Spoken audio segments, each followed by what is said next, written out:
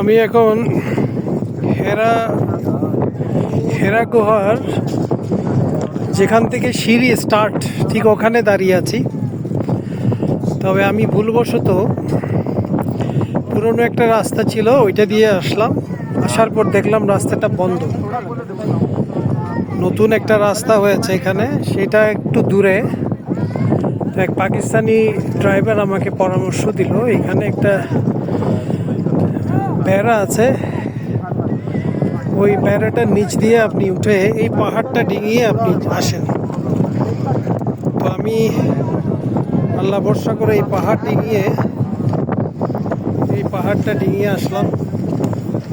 দেখেন এটা খুবই খাড়া একটা পাহাড়, এটা অনেক রিস্কি একটা পাহাড়। এটা পাহাড় পার হয়ে আমি আসছি, যদিও এই পথ দিয়ে কেউ আসবেন না, এটা অনেক রিস্কি।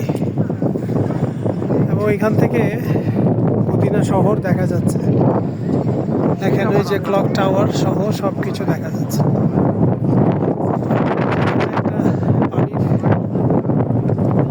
জুসের দোকান আছে। এই যে এখান থেকে সিঁড়ি